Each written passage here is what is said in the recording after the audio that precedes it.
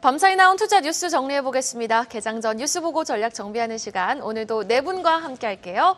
야천투자연구소 남인호 소장, LNS홀딩스 김선영 대표, 프레스티지 경영전략연구소 반종민 소장과 또 타키온뉴스 조호진 대표 수고해주시겠습니다. 어서 오세요. 자, 지금 5월 FOMC 회의에서는 0.25%포인트 금리 인상 가능성이 70%가 넘게 점쳐지고 있죠. 반면 한국은요, 이제 금리 동결 가능성에 무게가 실립니다. 첫 번째 이슈 만나보시죠. 자, 오늘입니다. 한국은행의 4월 금통위 내용 미리 한번 예단해 볼 텐데요.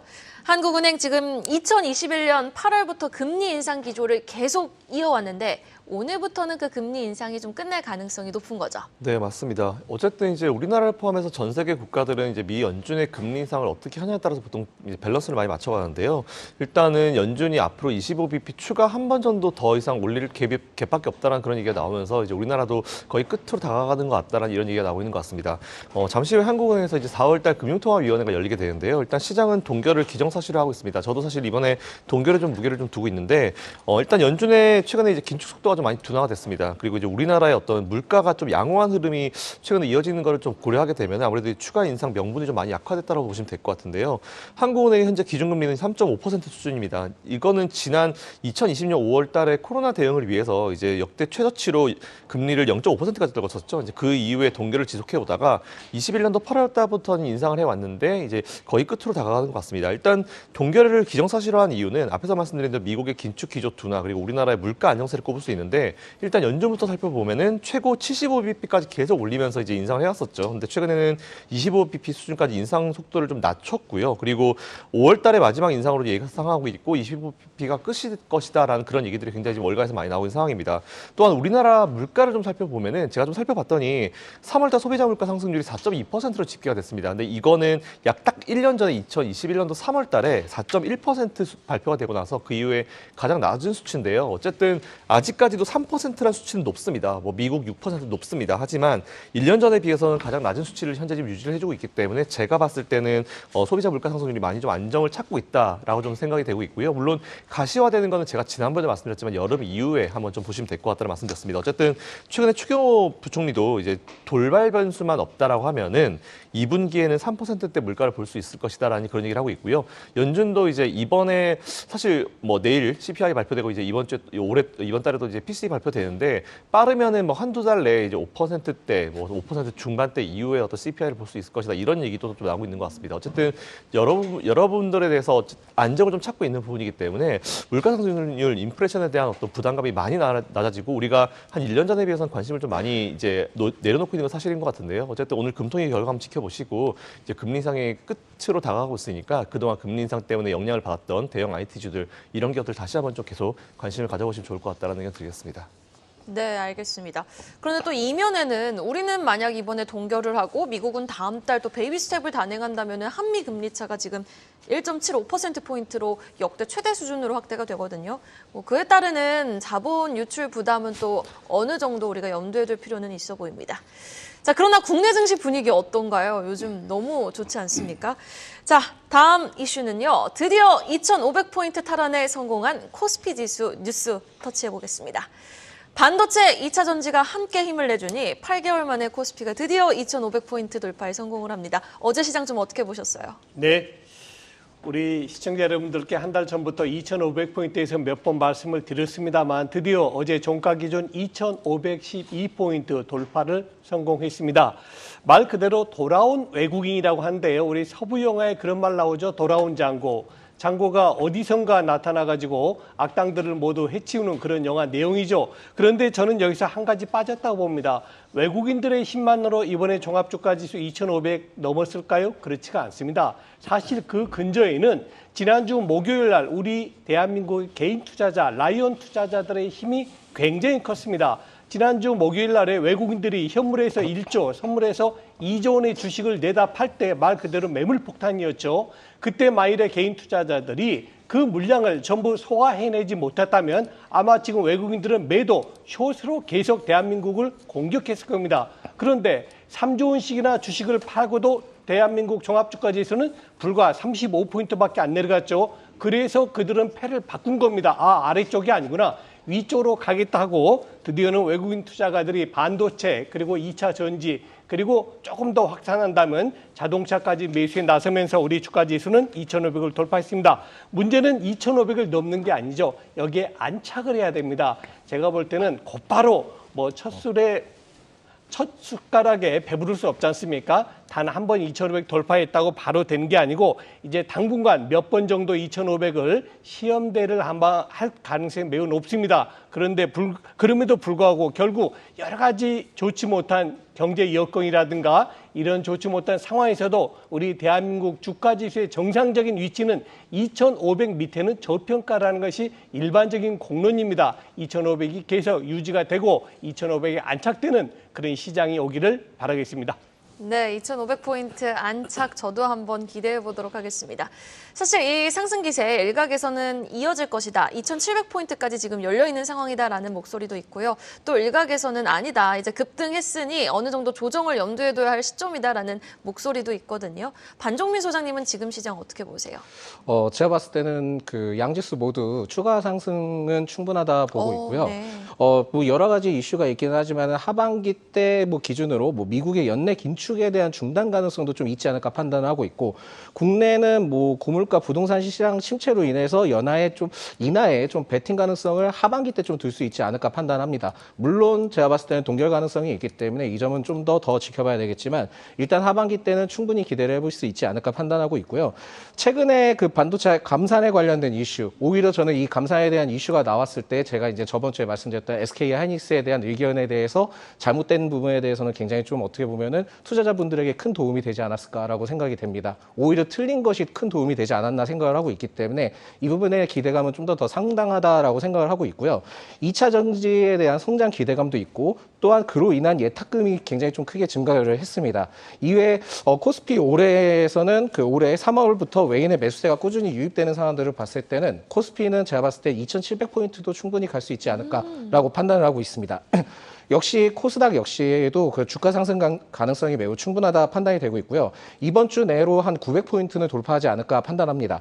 그렇기 때문에 최근에 2차 전지의 매수세에 힘입어서 이런 뿐만이 있는 것은 아니라 중국의 리오프닝 등의 경제 활동 등을 통한 콘텐츠 문화, 관광 등에 대한 내수 활성화 정책이 아직까지 덜 반영이 됐기 때문에 이 점이 반영된다 한다면 코스닥은 좀 더 상승할 가능성이 있지 않을까 판단이 되고 있습니다. 이외에 최근에 그 마이크로 바이오 관련된 이슈도 나오고 있기 때문에 14일부터 아마케도 있고 또한 6월에 아스코도 있기 때문에 이러한 상황들을 봤을 때는 코스닥도 여전히 상승 유지가 충분히 가능하지 않을까 판단이 됩니다. 그래서 제가 봤을 때는 지금 현재는 뭐 2차 전지 관련된 종목들이나 반도체도 굉장히 좋은 상황들은 맞기는 하지만 콘텐츠 관련된 종목들을 좀 더 눈여겨봐야 되지 않을까 판단하고 있고요. 대표적으로는 좀 하이브를 눈여겨봐야 된다라는 말씀드리겠습니다. 지난 20일 중국 해외 공연 접수와 관련된 심사 재개가 이루어지고 있는데 이러한 상황들을 통해서 엔터주들에 대한 공연 기대감이 있습니다. 특히 중국의 K-팝 가수들을 통해서 AR 영상을 틀어주는 K-팝 AR 콘서트 티켓 오픈이 20초 만에 매진이 됐었거든요. 그렇기 때문에 그 K 콘텐츠와 엔터 관련된 이슈가 충분하지 않을까 판단이 되고 있고요.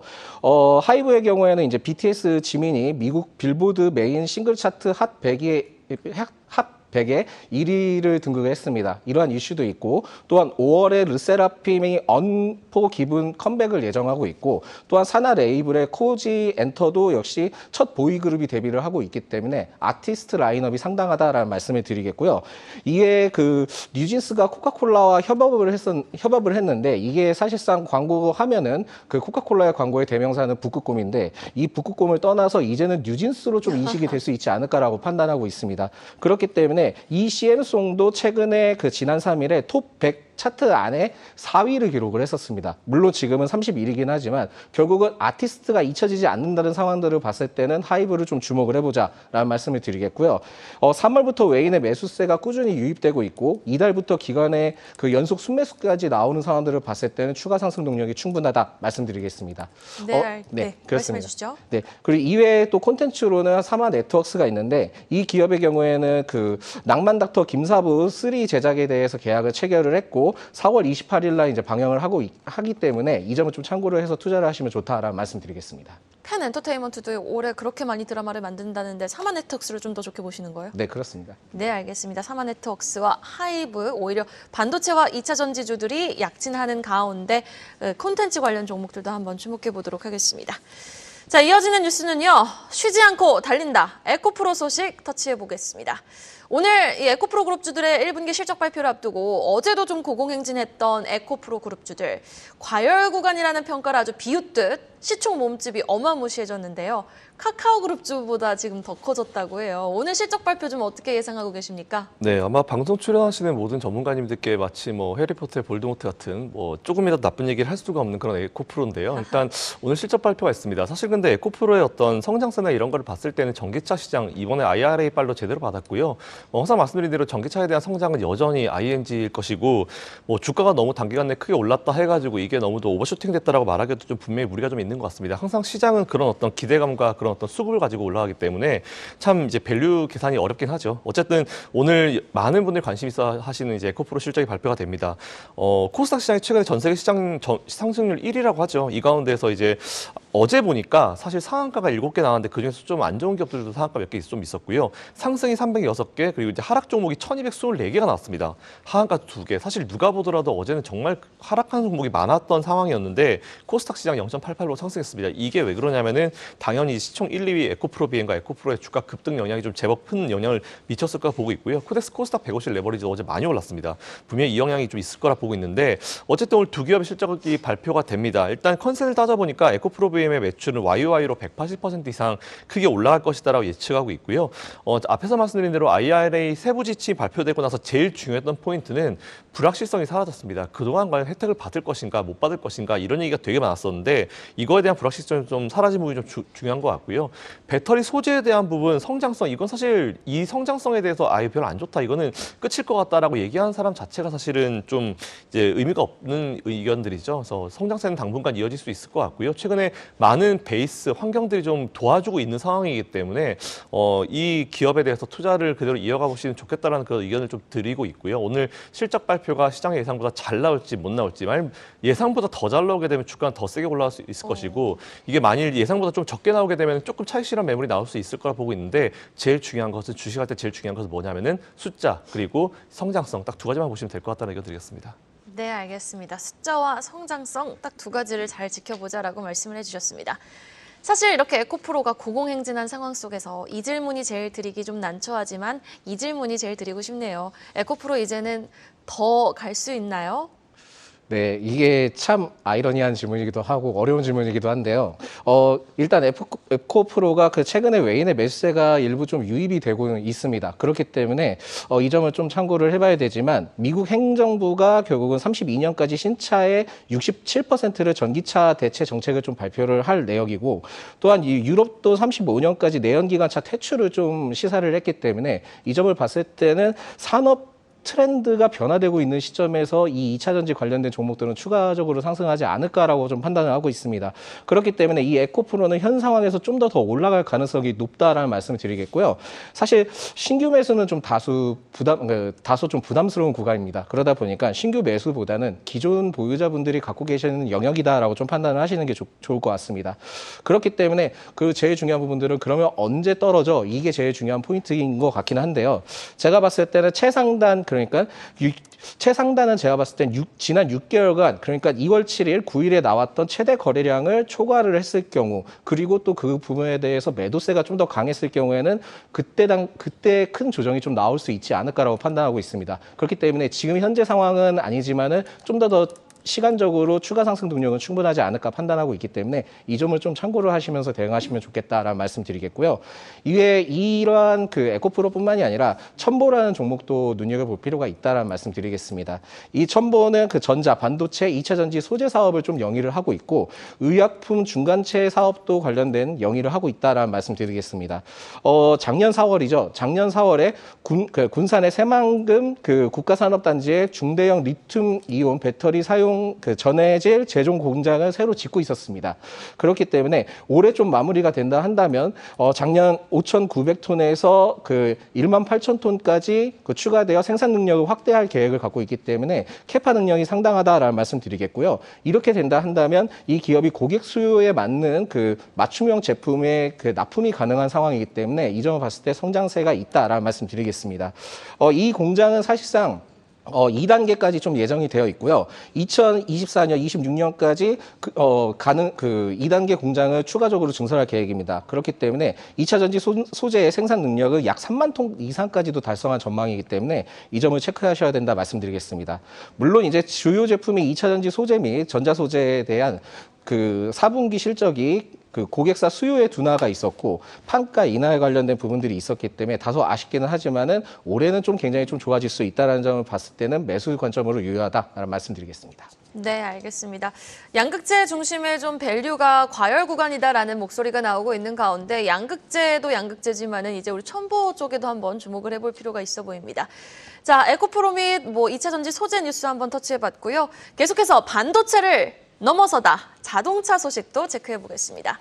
지금 자동차가 9년 만에 무역 수지 1위 품목이 됐다고 해요. 반도체 수출이 뒷걸음질 치니까 자동차는 판매 호조에 오히려 역성장을 한 건데 뉴스 좀 자세히 전해주시죠. 네.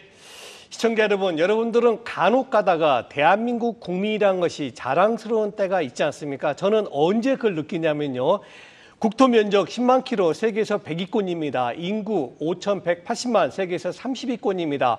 이런 조그마한 국가에서 어떻게 세계 10의 경제 대국이 됐는지 저는 그만 생각하면 참 정말 내가 훌륭한 국가에 있다는 생각 갖는데요. 자, 왜 그럴까요? 저는 5대 제조 강국이기 때문에 그렇다 결론 짓습니다. 반자철조화, 반도체, 자동차, 철강, 조선, 화학 이렇게 세계에서 5대 산업에 있어서는 우리 대한민국이 1등과 2등을 놓치지 않고 있습니다. 그 영향이 바로 우리 수출에도 나오고 있는데요. 그동안 8년 동안 우리 대한민국 수출에 가장 큰 형님 역할을 했던 반도체가 최근 들어 작년부터 엄청 업황이 안 좋았죠. 그래서 쭉 밀렸습니다. 그 자리를 누가 메웠습니까? 네, 바로 두 번째. 자동차가 그 자리를 메운 겁니다. 금액으로 잠깐 소개해 드리겠습니다. 1월 달과 2월 달에 우리 자동차 수출액은 100억 달러고요. 수입이 26억 달러입니다. 그래서 자동차가 79억 달러, 약 10조 원의 그런 무역수지 흑자를 내는 가장 큰 형님 역할을 했고요. 두 번째가 석유, 세 번째가 합성수지입니다.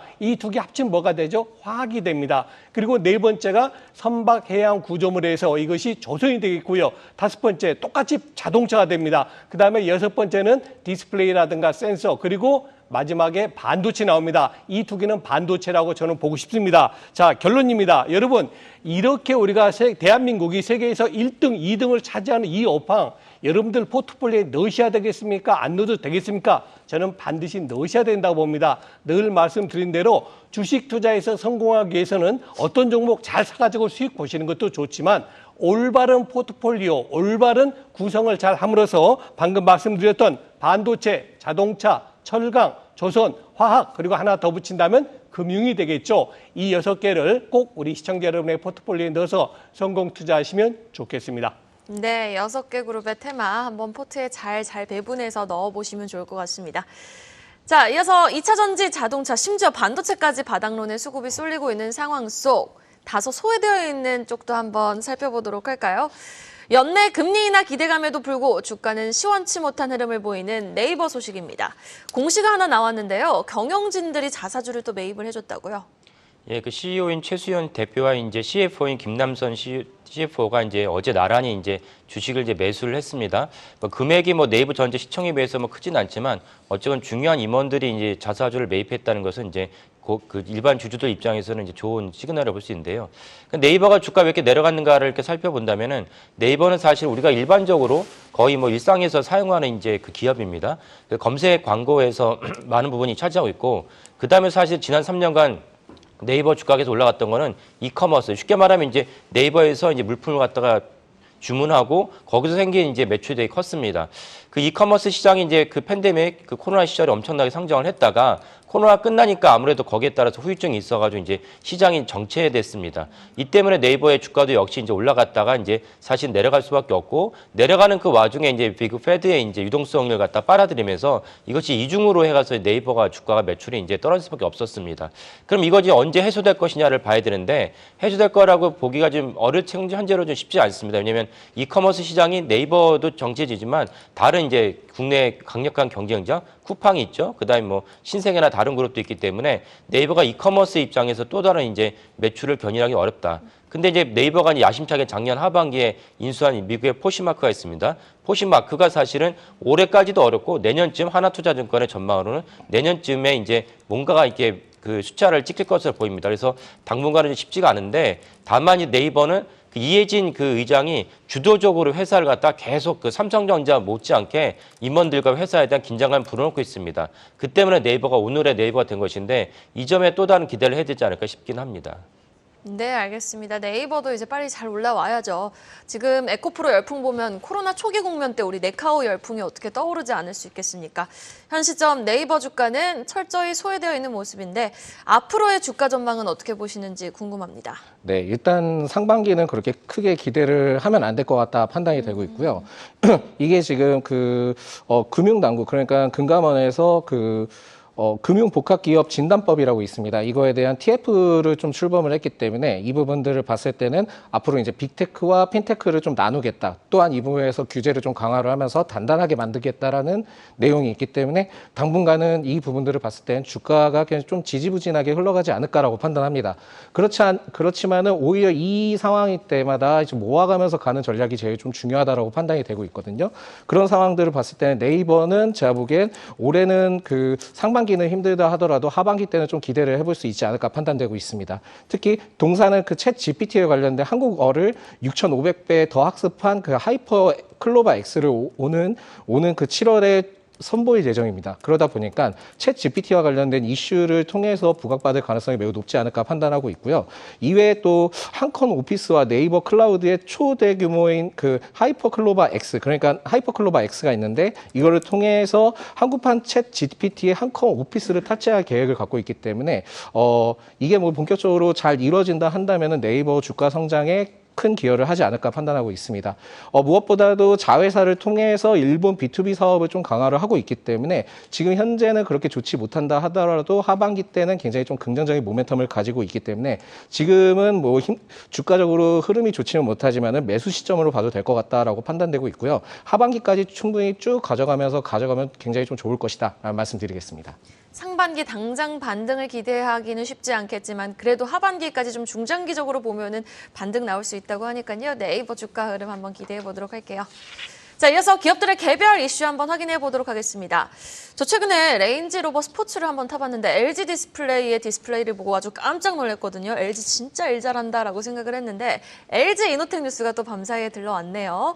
LG 이노텍은 차량용 통신 모듈 시장에 출사표를 던졌다고요? 네, 맞습니다.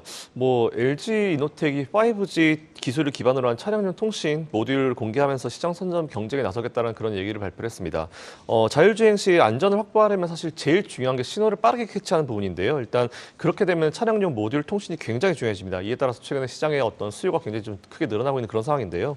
관련 기업들은 아직 5G 차량용 그 통신 모듈 양산에 들어가지는 않은 그런 단계라 보시면 될 것 같습니다. 하지만 제품 라인업을 좀 계속 좀 뭔가 늘리면서 고객사 확보전에 지금 나서고 있다. 뭐 시작이다라고 좀 보시면 될 것 같은데요. 일단 현재 차량용 통신 모듈 시장은 미국의 롤링 와이어스가 이제 22.7%입니다. 시장 점유율 1위를 차지하고 있고요. 그 뒤를 LG 이노텍이 19.6%, 그 뒤를 또 퀵텔이 12.9%로 1, 2, 3위를 차지하고 있는데 보시는 대로 그렇게 점유율 차이가 높지 않습니다. 한 기업 실수하면 그대로 미끄러져서 순위가 4위 밖으로 밀려날 수 있는 그런 상황이기 때문에 그렇게 이제 점유율 차이가 크지 않은 그런 상황이고요. 이 주행차 통신 모듈은 이제 제작이 어렵습니다. 이에 따라서 이제 엔트리 베리어가 굉장히 높고요. 하지만 수익성이 높아서 많은 기업들이 관심은 굉장히 많습니다. 일단 그래서 점유율 확보를 위해서 5G 기반의 모듈 개발이 좀 필수 조건이다라고 좀 체크해 보시면 좋을 것 같은데요.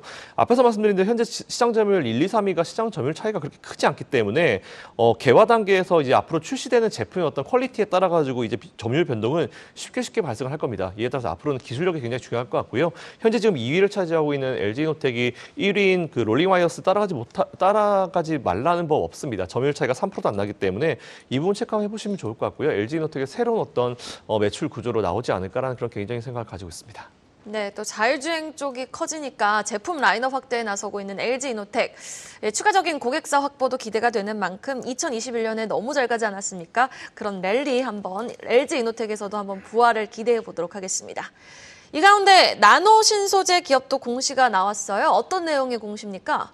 나노 신소재가 갖고 있던 자사주 2억 원을 처분한다는 공시를 했는데요. 그래서 이제 뭔가 자사주를 처분한다는 것 자체는 일단 뭐 기분이 안 좋고 주가에는 당장 이제 좀 부정적으로 해석할 수가 있지만 그 내막을 보면은 나노 신소재도 역시 이제 임직원들이 있고 그리고 작년부터 계속 주가도 좋고 매출도 좋았습니다. 그럼 거기다 보상을 해야 되기 때문에 임직원 보상용으로 이제 2억 원의 자사주를 처분한다고 나와 있습니다. 그러니까 큰 이슈는 아닙니다. 부정적인 이슈는 아니고 나노 신소재에 대해서 좀 더 설명을 드리면은 이제 말 그대로 이제 새로운 나노에 대한 물질인데 어떤 물질이냐면은 특별히 이제 2차 전지의 응극에서 CNT 카본 나노튜브를 갖다가 제조를 합니다. 그러니까 카본 나노튜브가 이제 원통형 그 막대기라고 보시면 되는데요. 그러니까 카본으로 이루어진 탄소로 이루어진 원통형 막대기인데 이것이 이제 하나로 이루어지냐, 둘로 이루어지냐, 싱글월이냐, 멀티월이냐도 달라지긴 합니다. 근데 이 분야에서 나노신소재가 아주 전 세계적으로 독점적인 이제 기술력과 매출을 올리고 있습니다.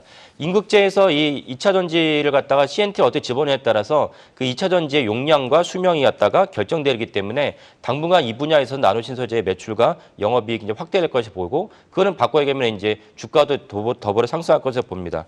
테슬라가 최근에 이제 그 2차 전지를 내재화하겠다고 이제 이모저모 움직이고 있는데 여기 고체 도전제를 갖다가 개발하려고 한 것 같습니다. 여기에 나노 신소재가 추가로 들어갈 수 있다는 이제 추정이 있기 때문에 이것이 가시화된다면 또 다른 주가의 모멘텀이 되지 않을까라고 생각을 하고 있습니다. 네, 알겠습니다. 양극재, 뭐 다른 분리막 같은 많은 뭐 소재들이 있지만은 그래도 CNT 도전제에 대한 중요도도 많이 높다고 하니까요. 관련 종목 나노 신소재 주가 추이도 한번 여러분 주시해 보시면 좋겠습니다. 자, 마지막 기사입니다. 지수 반등 속 증권주에 대한 관심도 놓치지 말자. 증권주 이야기로 한번 마무리 지어볼게요. 자, 남인호 소장님, 증권주 가운데 직접적으로 여쭤볼게요. 어떤 기업이 가장 매력도가 높습니까? 네. 브로커 업무를 많이 하는 증권사들이 가장 좋습니다. 제가 실명을 거론하겠습니다. 여러분들 다 아시는 거니까 5대 금융사라고 볼 수 있죠. 미래에셋증권, 삼성증권, 그리고 NH투자증권, 그다음에 키움증권, 한국금융지주 등이 최근에 우리 증시 여건으로 보면 가장 유리하다, 좋다는 뜻보다는 유리하다라고 제가 말을 살짝 바꾸고 있습니다. 자, 여러분 불과 3개월 전만 해도 어떻습니까? 작년 12월 달에 하루 거래 대금 10조 원이 채 안 됐습니다. 합친 겁니다. 코스피 시장 5조, 코스닥 시장 5조, 이제 어디까지 내려갈지 모른다 하는 암울한 그런 전망 나왔지만은 아까도 말씀드렸던 대로 우리 개인 투자가 라이온 투자가들과 최근에 외국인 투자가들의 힘으로 우리 시장은 머리를 들고 있습니다. 상승 궤도로 들어서고 있습니다. 어제 종가 기준에서 거래 대금 볼까요? 코스피 시장은 14조 원입니다. 코스닥 시장 놀랍게도 17조 원입니다. 다시 말해서 지금은 옛날에는 10조 원밖에 거래가 안 됐던 것이 지금은 하루 거래가 30조 원입니다. 게다가 어떻습니까? 은행으로만 몰리던 자금이 최근 들어 주식시장으로 다시 환류되고 있습니다. 금액이 굉장히 커지고 있습니다. 결국 우리 주가지수가 체력이 더 강해졌다는 뜻이고요. 이런 여건으로 본다면 아까 말씀드렸던 대형 증권사를 중심으로 해서 증권주들 조금 더 관심을 기울이셔야 될 것 같습니다. 네, 알겠습니다. 대형 증권사들, 증권주들 좀 주목해보자라고 하셨는데 현 시점 좀 매수 관점으로 접근해 볼 만한 종목은 어떤 종목이 있을까요? 네, 매수 관점으로 접근해 볼 종목은 키움증권이 있고요. 사실상 이제 제가 전에서 좀 살펴보니까 금융투자협회 통계 자료에 의하면은 1월에 44조 원 가량의 투자자 예탁금이 있었습니다. 근데 4월 5일에 약 53조 원을 기록을 했고 지금 현재 약 50조 원, 그러니까는 1월 대비 한 6조 원 가량이 증가를 했거든요. 그런 상황들을 봤을 때는 최근 지수 상승을 통해서 굉장히 좀 부각받지 않았나라고 판단하고 있고요. 그만큼 개인 투자자 매력도가 매우 높아졌다라고 말씀드릴 수 있겠습니다. 그렇기 때문에 키움증권은 국내 주식 위탁 매매 점유율이 30.1%, 그러니까 전년 대비 0.7% 상승을 했고 해외 주식 역시 38.7%, 전년 대비 9.2% 상승을 했습니다. 그렇기 때문에 올해 거래대금 회복 및 STO에 관련된 기대감도 좀 가질 수 있기 때문에 이 점을 좀 참고로 하시면 되지 않을까라는 말씀드리겠고요. 기존 MTS 시스템 업데이트를 했는데 이게 STO 제도권 편입을 앞두고 STO 시스템 구축 작업과 그 사용자 편의성 증대에 따른 부분들을 통해서 진행을 한 것으로 알고 있습니다. 그렇기 때문에 앞으로 STO 시장까지 활성화된다 한다면 이 키움증권은 좀 더 주가에 탄력받을 가능성이 매우 높다라는 말씀을 드리겠습니다.